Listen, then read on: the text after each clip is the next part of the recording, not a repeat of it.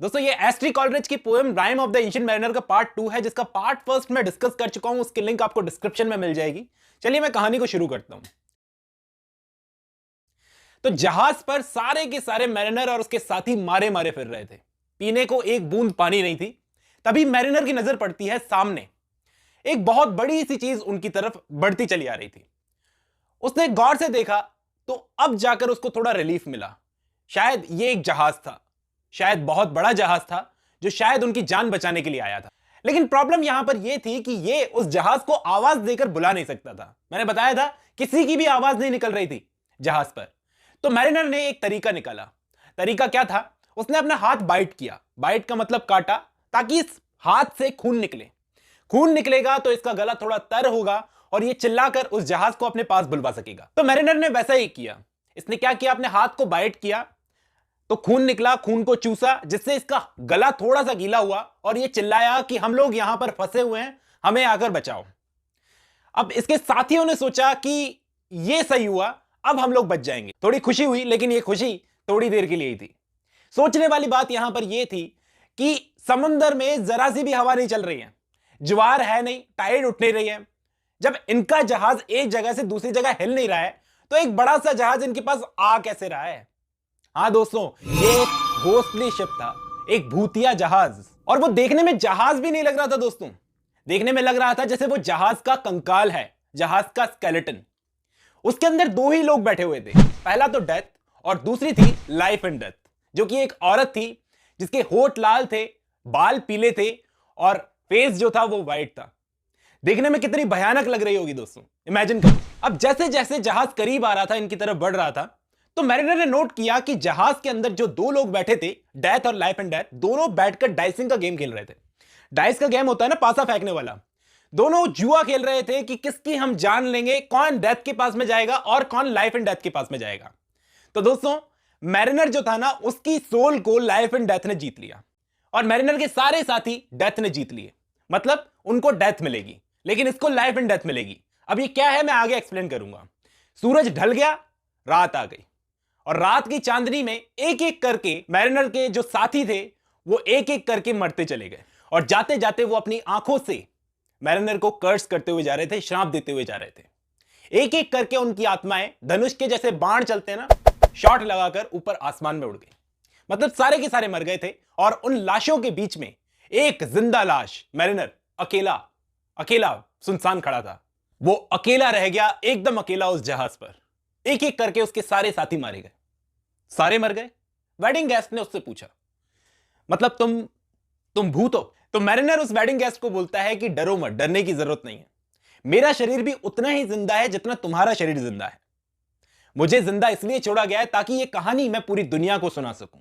और वो अपनी कहानी को फिर से शुरू करता है कि मुझे जहाज पर लाशों के साथ अकेला छोड़ दिया गया और चारों तरफ समुद्र के जानवर थे। समुद्र में पानी वाले सांप तैर रहे थे और यह सब शायद इसलिए हुआ था कि मरते मरते मेरे साथियों ने भी मुझे कर्स किया था। मैं जिंदा तो था, लेकिन जिंदा लाश की तरह। मैं लाशों के बीच में घिरा हुआ था। मैं उम्मीद कर रहा था कि एक हफ्ते के अंदर मैं भी मर जाऊंगा। जब खाना पानी नहीं मिलेगा तो मैं भी मर जाऊंगा। लेकिन ऐसा कुछ भी नहीं हुआ। एक हफ्ते तक मैं इंतजार करता रहा, लेकिन मेरी मौत नहीं हुई। उस जहाज पर मैं लाशों के बीच में अकेला था। आखिर हफ्तों तक मरने का इंतजार करते करते जब इसको मौत नहीं आई तो इसको अपनी गलती का एहसास हुआ। यह गया जहाज के किनारे पर, वहां पर जाकर देखता है, नीचे देखता है तो नीचे समुद्र में पानी में तैरने वाले सांप।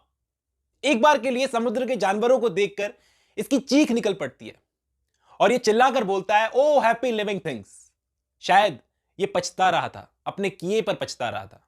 और तभी ऐसा क्या होता है कि इसके गले में जो एल्बर्ट्रॉस की बॉडी बंधी हुई थी, जो इसके साथियों ने इसके गले में बांधी थी, वो अचानक फिसल कर समुद्र में गिर जाती है। और दोस्तों इसके बाद में बहुत तेज बारिश होने लगती है, बहुत तेज हवा चलने लगती है और जहाज पे जो उसके साथियों की डेड बॉडी थी, वो डेड बॉडीज खड़ी हो जाती है। उनमें सडनली आत्माएं आ जाती है। वो उन डेड बॉडीज की आत्माएं नहीं थी, इस गलतफहमी में मत रहना। ऊपर से स्वर्गदूत आए थे, कहने का मतलब एंजल्स आई थी और उन डेड बॉडीज में घुस गई थी, जो जहाज को वापस चलाने में मदद कर रही थी। वो सारे के सारे स्वर्गदूत मिलकर उस जहाज को वापस चलाने लगे और ये सो गया, वहीं पर सो गया। सपने में इसने दो आवाजें सुनी। दो आवाजें आपस में बात कर रही थी। जब ये सो रहा था तो सपने में इसने दो आवाजें सुनी। वो दो आवाजें आपस में बात कर रही थी। एक आवाज ने दूसरी आवाज से पूछा कि कौन है ये आदमी? तो दूसरी आवाज ने कहा, ये वही आदमी है जिसने अल्बाट्रॉस को मारा था। तो पहली आवाज बोलती है, तो मतलब इसको जिंदगी भर पछताना पड़ेगा। और दोस्तों, जैसे ही ये जागता है तो देखता है कि ये किनारे के बहुत पास पहुंच चुका है।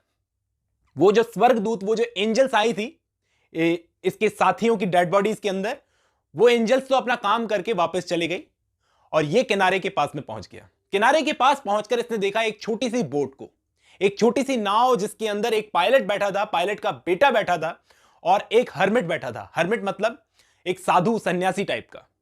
उसको देखकर इसके दिमाग में विचार आया कि ये साधु जो है ये भगवान के सबसे क्लोज होते हैं। मैं अगर इससे जाकर माफी मांगूंगा या फिर इससे जाकर कहूंगा कि मुझसे ये पाप हुआ है, तो शायद ये मेरे पाप को धुलवा दे, शायद ये मुझे अपने पाप से मुक्त करवा दे। ये उसके पास में जाता है और उसे अपनी पूरी कहानी सुनाता है।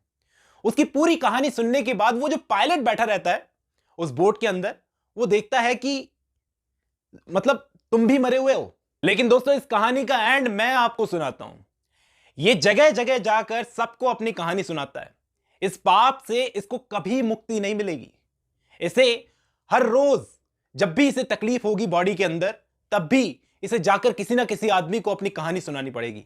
जब भी ये कहानी सुनाना बंद करेगा तब इसको तकलीफ होगी, और वो तकलीफ तभी शांत होगी जब ये कहानी सबको सुनाएगा जाकर।